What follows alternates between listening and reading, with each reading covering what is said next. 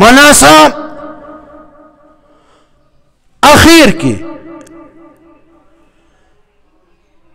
کمزور ہے وہ میڈیکل سٹور نه چې به را روان کو زه به ورسره ومه او د مولانا صاحب ډریور شیر محمد بھائی ډېر نیک سړی و مولانا صاحب ډېر ترېنه خوشحاله و نو مولانا صاحب یې ډېر خدمتونه کړي وو شیر بھائی به د میډیکل نه به مولانا صاحب را روان کو ګاډي کې جماعت گلی ته به نږدې راوست ما به را منډې کړې ګاډي ته به ودرېدم مولانا صاحب مې د ګاډي نه راکوز کړو لاس به مې ورکړو جماعت ته به مې راورساو بیا به مې منبر ته وخېجاو شروع کې به ما دا یو لاس داسې نیولی و مولانا صاحب زما په لاس دلته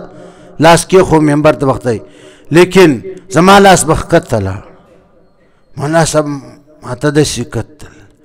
ویل ځواني مرګ شې زور در پکې نشته دواړه لاس سره وتړه بیا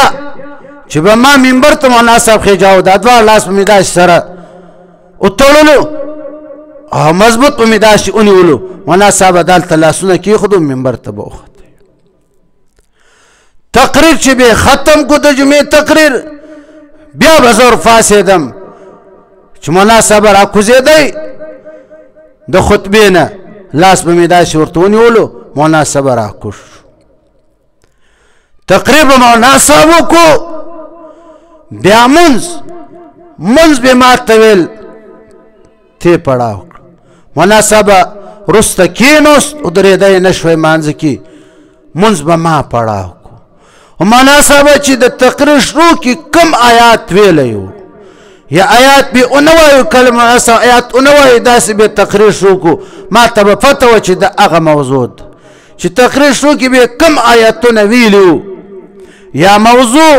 به د کمو آیاتونو مطابق وه ما به منځ کې هغه آیاتونه تلاوت کړو مولانا صاحب ما ته ویل داسې به اولم